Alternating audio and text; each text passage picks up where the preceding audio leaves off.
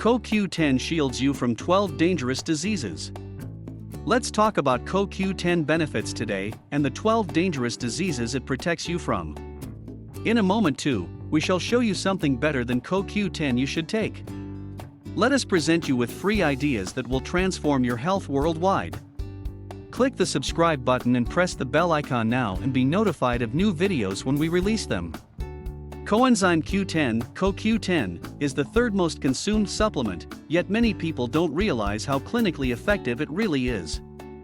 Although it's not approved by the U.S. Food and Drug Administration as a treatment or preventative drug, several new studies show that taking CoQ10 supplements may help address several chronic health conditions, including atrial fibrillation, AFib, non-alcoholic fatty liver disease, NAFLD, insulin resistance, heart failure, cancer and migraines, to name a few.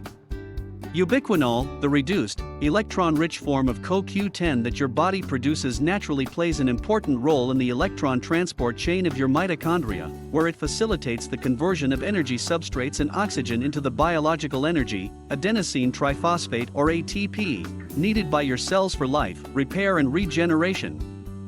It's a fat-soluble antioxidant, meaning it works in the fat portions of your body, such as your cell membranes, where it mops up potentially harmful byproducts of metabolism known as reactive oxygen species, ROS.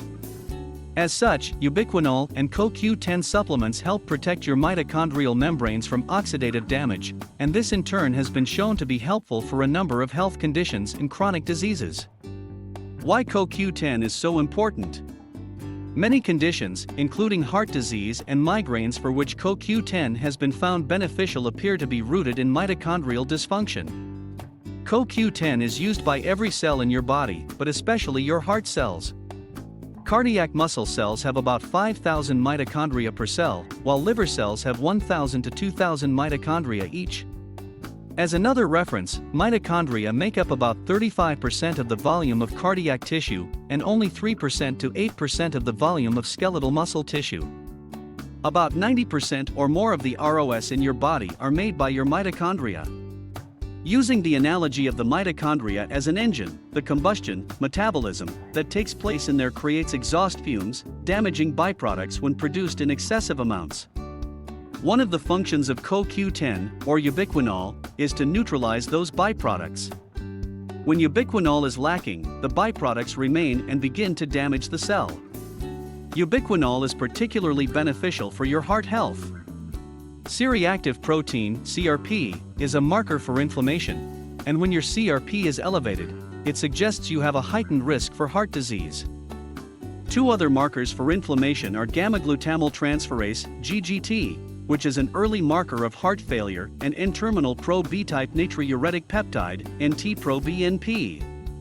There's an association between the levels of these two markers and ubiquinol as well.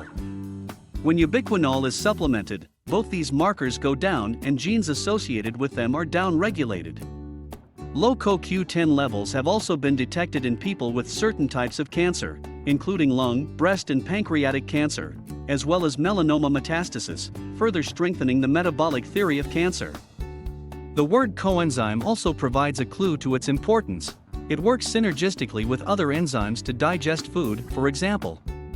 It also has the ability to increase your body's absorption of important nutrients. More specifically, it helps recycle vitamins C and E, thereby maximizing their beneficial effects. CoQ10 can help improve atrial fibrillation, AFib. AFib is an abnormal, often rapid, heart rhythm that occurs when the atria, your heart's upper chambers, beat out of sync with the ventricles, the heart's lower chambers. It's a common symptom in those with heart failure or heart disease, but can also occur on its own. Oxidative stress and increased ROS can play a role in the development of AFib. Conversely, scavenging of ROS and a reduction in oxidative stress have been shown to be an essential part of keeping the heart functioning normally. In one study, 102 patients with AFib were divided into two groups. One group was given a CoQ10 supplement while the other group was given a placebo. After 12 months of supplementation, 12 people in the placebo group had AFib episodes compared to only 3 people in the CoQ10 group. CoQ10 can stop the progression of NAFLD. NAFLD is the most common cause of chronic liver disease around the world, with a prevalence of 25%.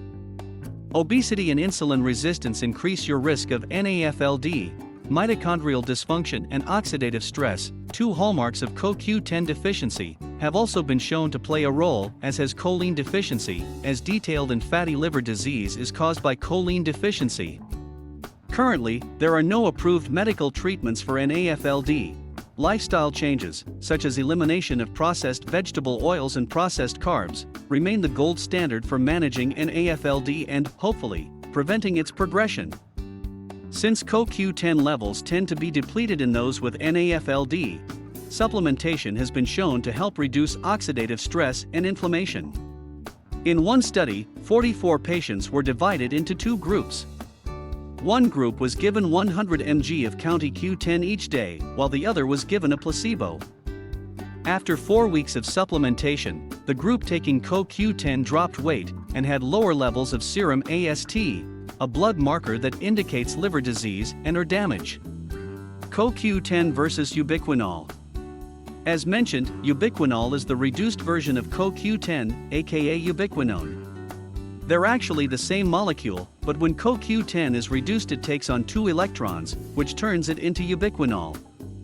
In your body, this conversion occurs thousands of times every second inside your mitochondria. The flipping back and forth between these two molecular forms is part of the process that transforms food into energy.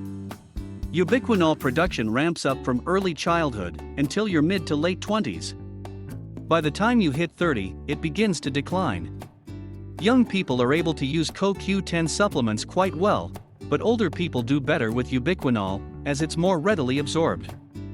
How to supplement with ubiquinol?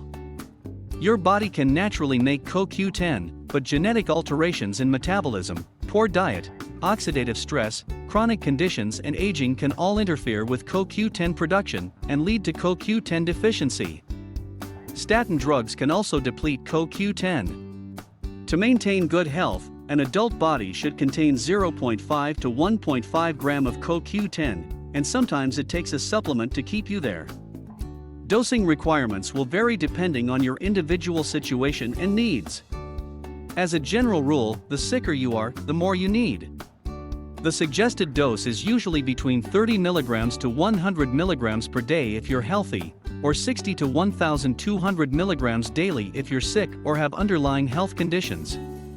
If you have an active lifestyle, exercise a lot or are under a lot of stress, you may want to increase your dose to 200 to 300 mg per day. Importantly, if you're on a statin drug, you need at least 100 mg to 200 mg of ubiquinol or CoQ10 per day, or more.